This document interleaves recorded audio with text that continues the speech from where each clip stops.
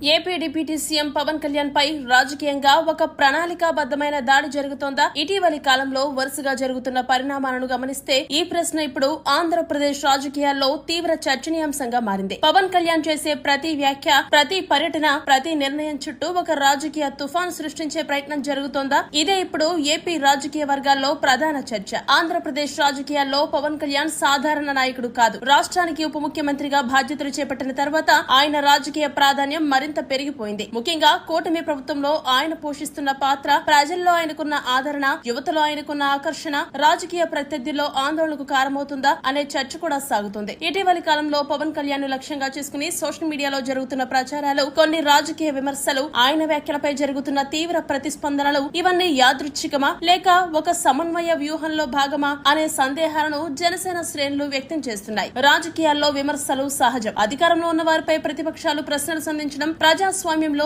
అత్యంత సహజమైన ప్రక్రియ. అయితే వ్యక్తిగత స్థాయిలో దాడులు, ఉద్దేశపూర్వక ప్రచారాలు, నిరంతర రాజకీయ లక్ష్య సాధన కోసం ప్రత్యేక నేరేటివ్ నిర్మాణం జరిగితే అది సాధారణ రాజకీయాన్ని మించి వెళ్తుందనే అభిప్రాయాలు కూడా వినిపిస్తున్నాయి. ఇటీవల తెలంగాణ వేదికగా జరిగిన రాజకీయ పరిస్థితులు కూడా ఇందుకు ఉదాహరణగా పరిగణించవచ్చు. అయితే మరోవైపు ప్రతిపక్ష పార్టీ మాత్రం ఇది కుట్ర కాదని, ప్రభుత్వంపై ప్రజాస్వామ్య పద్ధతిలో చేస్తున్న విమర్శలేనని చెబుతున్నాయి. అధికారంలో ఉన్నవారు ప్రజలకు జవాబుదారులని, ప్రశ్నించడం తమ హక్కని స్పష్టం చేస్తున్నాయి. కానీ రాజకీయ విశ్లేషకులు మాత్రం మరో కోణాన్ని ప్రస్తావిస్తున్నారు. ఆంధ్రప్రదేశ్ రాజకీయాల్లో పవన్ కళ్యాణ్ ప్రభావం రోజు రోజుకు పెరుగుతున్న నేపథ్యంలో ఆయనను రాజకీయంగా బలహీనపరిచే ప్రయత్నాలు భవిష్యత్తులో మరింత తీవ్రతరం కావచ్చని వారు అంచనా వేస్తున్నారు. ఎందుకంటే ఏ రాష్ట్ర రాజకీయాల్లోనైనా ప్రజాదరణ కలిగిన నాయకులపై నేరేటివ్ యుద్ధం అనేది కొత్త విషయమేమీ కాదు. ప్రస్తుతం ప్రధాన ప్రశ్న ఒక్కటే: పవన్ కళ్యాణ్ పై జరుగుతున్న పరిణామాలు సహజ రాజకీయ ప్రతిస్పందనమా లేక ఆయన పెరుగుతున్న రాజకీయ ప్రభావాన్ని అడ్డుకునే వ్యూహాత్మక రాజకీయ ప్రయత్నమా? దీనిపై రాబోయే రోజుల్లో మరిన్ని పరిణామాలు చోటు చేసుకునే అవకాశం కనిపిస్తుంది.